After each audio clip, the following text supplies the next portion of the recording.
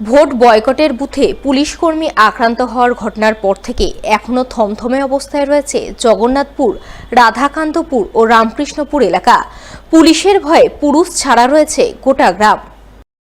উল্লেখ্য, রাস্তাসহ ব্রিজের দাবিতে গত পঞ্চায়েত ভোটের আগে থেকে আন্দোলন করে আসছিলেন মালদার হবিবপুর ব্লকের মঙ্গলপুরা অঞ্চলের জগন্নাথপুর, রাধাকান্তপুর ও রামকৃষ্ণপুর এলাকার বাসিন্দারা।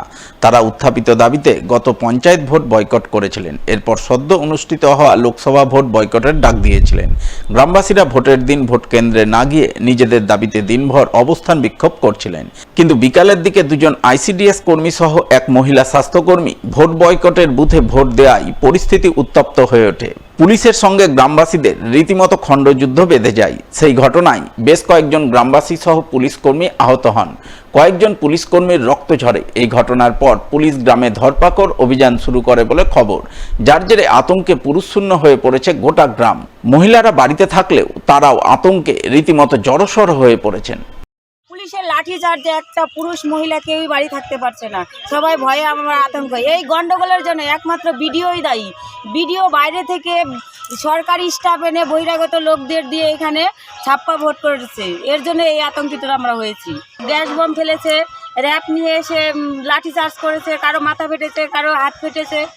একটা বম ফেলেছে বাড়ির সামনে, সেটা আমার হাতে গিয়ে লাগছে। এই খবর পেয়ে এদিন ওই এলাকায় ছুটে যান বিজেপির মহিলা মোর্চার উত্তর মালদার সাধারণ সম্পাদিকা তথা গাজল পঞ্চায়েত সমিতির বিরোধী দলনেত্রী গাঙ্গুলি সরকার। তিনি মহিলাদের পাশে গিয়ে দাঁড়ান, তাদের ভয় না পেয়ে প্রয়োজনে আইনি লড়াই চালিয়ে যাওয়ার পরামর্শ দেন। সেই সঙ্গে তিনি গোটা ঘটনায় পুলিশ ও প্রশাসনের বিরুদ্ধে একরাশ ক্ষোভ উগরে দেন। আমি যখন জানতে পারি যে এখানকার মহিলারা প্রচণ্ড অত্যাচারিত, ভীত সন্ত্রস্ত, কারণ হচ্ছে ওনাদের যে ভোট বয়কট ছিল, সেই ভোট বয়কটটাকে বন্ধ রেখে বিডিও তার ভুয়ো ভোটারদেরকে নিয়ে এসে ভোট দেওয়া হয়েছে। এই বিডিওর বিরুদ্ধে আমরা একটা পদক্ষেপ চাইছি, যেন এই বিডিওকে এখান থেকে বের করে দেওয়া হোক। এটা কি রাজ্য সরকার দ্বিতীয় সন্দেশ খালি করতে চাইছেন যে পুলিশই অত্যাচার করিয়েছে? ঘটনাটা 7ই মে হয়ে গেছে, কিন্তু আজ 8, 9, 2 দিন হয়ে যাচ্ছে, তবুও পাড়াতে একটা মহিলা নেই, পাড়াতে একটা বাচ্চা নেই, পাড়াতে একটা দাদারা নেই, কাকারা নেই, কেউ নেই।